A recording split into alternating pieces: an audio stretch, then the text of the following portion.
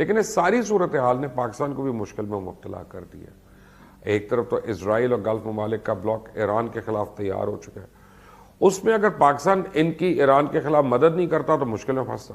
اب دوسری طرف انڈیا، امریکہ، جاپان، آسٹریلیا کا کوڈ الائنس چائنا کے خلاف ہے، جسے پاکستان انڈیا کا ہدف ہے. اب پاکستان کو یہ بھی خطرہ ہے کہ بھارت جدید الیکٹرانک وارفیئر کیپیبلٹیز اپنے اتحادیوں سے لے کے پاکستان کے خلاف استعمال کر سکتا ہے. नमस्कार दोस्तों, प्राउड इंडियन चैनल पे आपका स्वागत है. दोस्तों, दुनिया में भू राजनीति तेजी से बदल रहे हैं. देशों में नए गठबंधन बन रहे हैं. ईरान गुप्त रूप से परमाणु बम बना रहा है. इससे अरब और इजराइल पे खतरा आ सकता है. इस वजह से अरब और इजराइल दोस्ती का हाथ बढ़ा रहा है. अरब देश जो इजराइल के नाम से नफरत करते थे, आज वही अरब देश फ़लस्तीन को भुला के इजराइल को मान्यता देने के लिए आगे आ रहे हैं. दूसरी तरफ चाइना से मुकाबला करने के लिए अमेरिका, ऑस्ट्रेलिया, जापान और भारत ने कुछ महीना पहले ही क्वाड का समझौता किया था. चलिए दोस्तों, आज का वीडियो में हम देखेंगे पाकिस्तान मीडिया कैसे परेशान है नए देशों में गठबंधन से, और साथ में अरब और इजराइल मिल के ईरान से युद्ध करने से पाकिस्तान कैसे मुश्किल में आ सकता है. ईरान ने पुरअमन मकासद के लिए 1950 में अमेरिका की मदद से एटमी प्लांट लगाया और इस पर ईरानी इनकलाब तक काम तो जारी था. ईरानी इनकलाब के बाद इस प्रोग्राम को कैंसिल कर दिया गया, लेकिन जल्द ही ईरान की नई लीडरशिप को इसकी अहमियत का अंदाजा हो गया और इस प्रोग्राम को दोबारा शुरू किया गया. और जब से लेकर आज तक इसराइल, अमेरिका और गल्फ ममालिक इस प्रोग्राम को रोकने, मुकम्मल ख़त्म करने और ताख़ीर का शिकार करने के लिए दीगर आलमी ताकतों के साथ मिलकर मुसलसल कोशिश में लगे हुए. ओबामा के ईरान के साथ 2015 में डील के बाद इसराइल ने इसे रोकने के लिए जिम्मेदारी खुद ले ली और मुसलसल इसमें कोशा है कि एक ऐसा वक्त आया कि मौजूदा दो ऑप्शन पर गौर किया गया.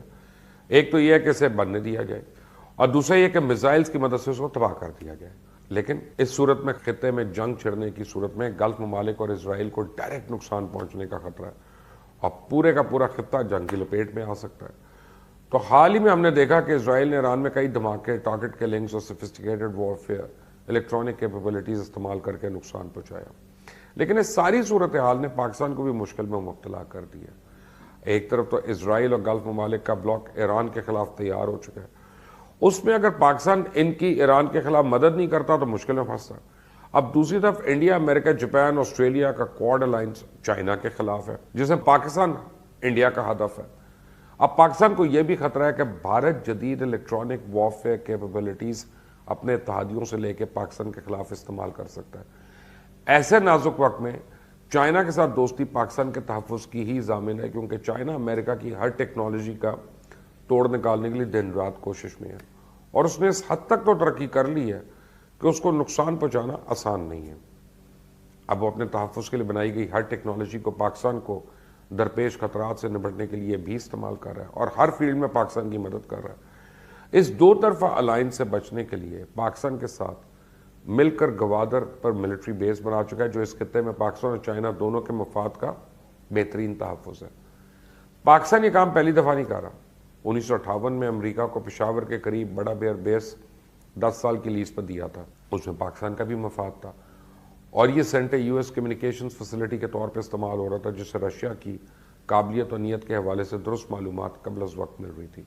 लेकिन इसका भारत को यह फ़ायदा हुआ कि इसे रूस ने जौहरी समेत हर हथियार फराहम कर दिया और पाकिस्तान के खिलाफ उसको मजबूत किया. पाकिस्तान पर इस वक्त इंतहाई मुश्किल हालात चल रहे हैं. शायद ये हालात 1980 की दहाई से ज़्यादा मुश्किल हैं कि जब रशिया अफगानिस्तान तक पहुंच चुका था और गर्म पानी तक पहुंचने के लिए उसका अगला टारगेट पाकिस्तान था.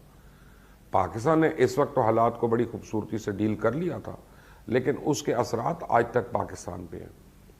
इस वक्त पाकिस्तान कश्मीरी और फ़लस्तीनी अवाम के लिए आवाज़ उठाने वाला सबसे लीडिंग मुल्क है और एक तरफ तो भारत की दुखती रग है, दूसरी तरफ इसराइल की. और ये दोनों ममालिक इन दोनों ब्लॉक्स को, जिनका मैंने पहले जिक्र किया, पाकिस्तान के खिलाफ ना इस्तेमाल कर सकते हैं बल्कि कर रही हैं.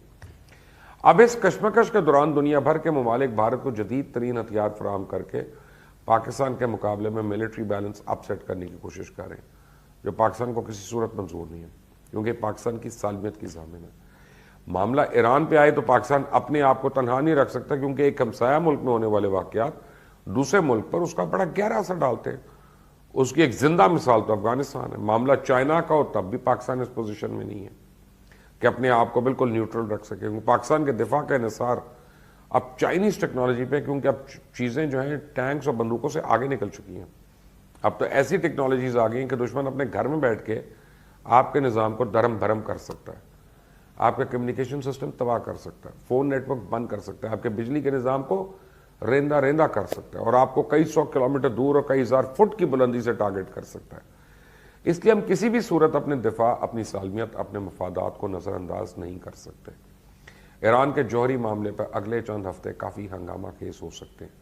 ایران کے خلاف زیادہ سے زیادہ دباؤ ڈالنے کی کوشش کرنے والے سفارتکاری اور معاہدے کو مستحکم کرنے کے امکانات کو تباہ کرنے کے لیے کافی سخت محنت کر رہے ہیں۔